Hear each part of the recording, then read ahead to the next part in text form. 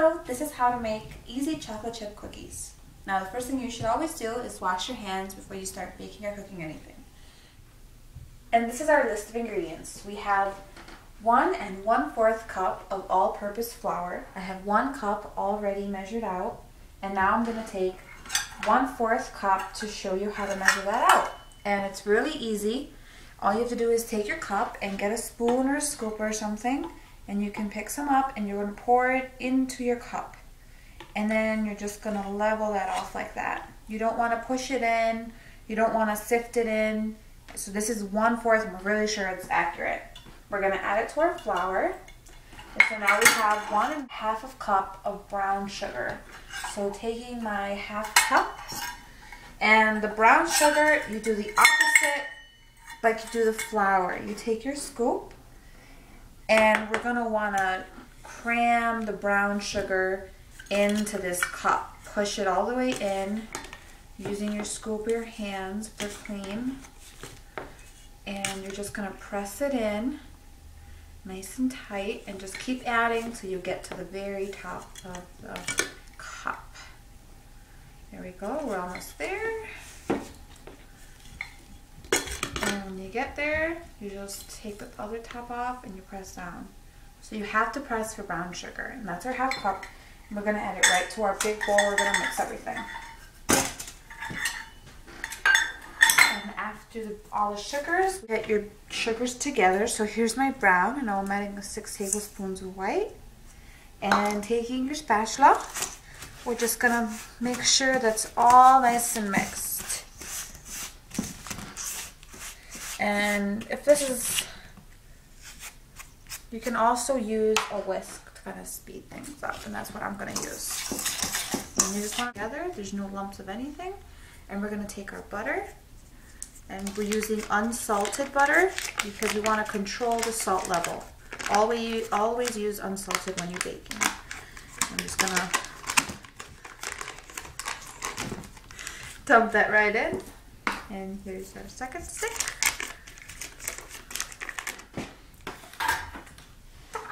We don't have any more paper towels. Okay, whatever.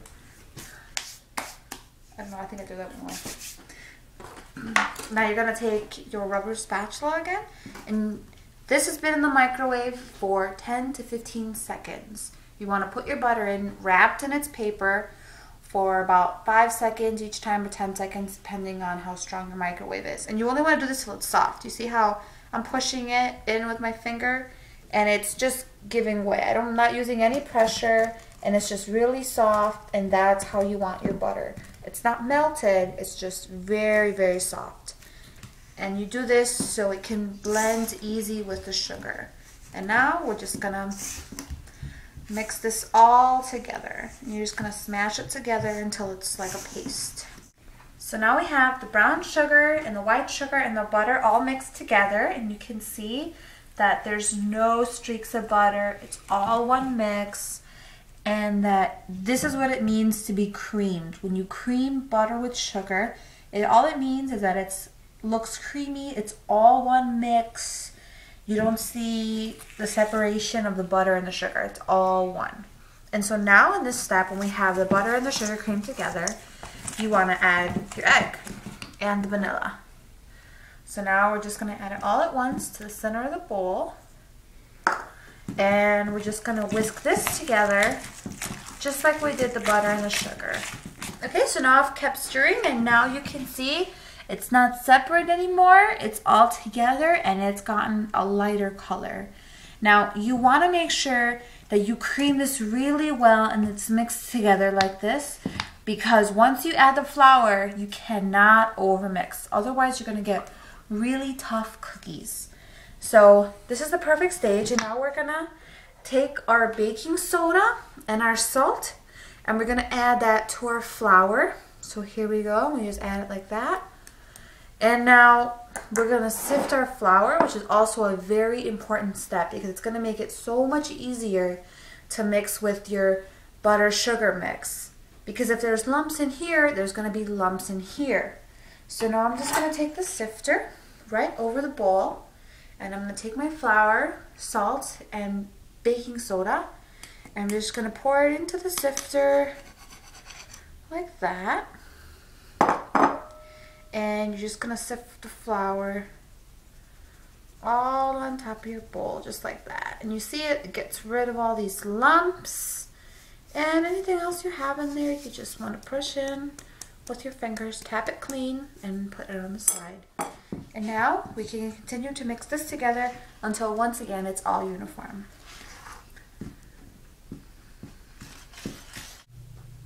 Okay, so now we have it all mixed together, and you can tell it's pretty uniform. There's no streaks of flour or anything, and we haven't overmixed it just until it's come together. And at this point is when we're going to add our chocolate chips, and this is 1.5 cups of chocolate chips. You can use butterscotch chips, milk chocolate, dark chocolate, white chocolate, or no chocolate. You can, or no chocolate. You can use nuts or anything else. So we're going to put these in. We're going to put these guys in here, and we're just going to keep folding this. And when you fold, you'll come from the outside of the bowl to the center, and then you dig in, and again coming on the out, dig in, out, center, and all this as you're turning the bowl. This is called folding. So coming into the center, down, around, pushing it down, and you just keep doing this till it's all mixed together. So now it's all mixed together, and you see all the chips are there. And at this point, if you want to add nuts, or if you want to add peanut brittle or anything else, coconut, that, you know, it would all fit right. And you would add only about 1/2 cup. Otherwise, it's going to be too many ingredients in the dough. So if you want to add anything to this, 1/2 cup of anything you want to make this a little special would be great. So I'm just going to add slightly more flour. I'm just going to take a little handful of flour, maybe this is like a tablespoon or so, and we're just going to sprinkle this all over, and we're going to mix that until it's all incorporated. And it's just going to make sure that the mix is right. Depending on, you know, if it's humid, it's going to need more flour, or if it's really dry, it'll probably need a little bit less. Okay, and now we mix it. Again, all the flour is gone. We're going to test it again, and it's good. It doesn't stick. So now, the easiest way to get an even cookie is using a scoop, and I'm using a number 40 scoop, and the number is always on the inside of the scoop there. And this is number 40, which is 1.5 tablespoons. Now, if you don't have a cookie scoop, you can always use a tablespoon that has a little flour on the inside. So now we're going to take this, fill it there, and I have here a 1/2 sheet pan with a sheet of parchment that I've just put on top. And the only reason we use parchment is because I'm messy and I don't like to clean.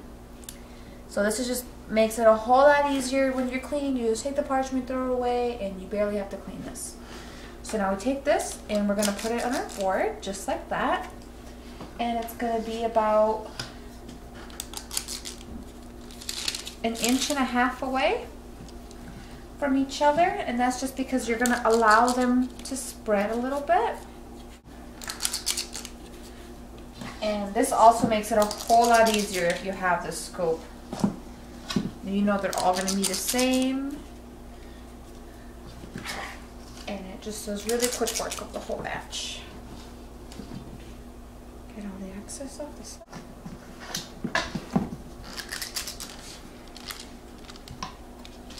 So these are a little more together, so I'm just going to slightly move everybody over the board, so they all fit. So now we have our cookie dough balls on the sheet, and it goes into an oven at 325 degrees for 5 minutes, and then we're going to rotate the pan, and then we're going to put it in for another 2 to 4 minutes depending on how well they are, and I will show you when that comes.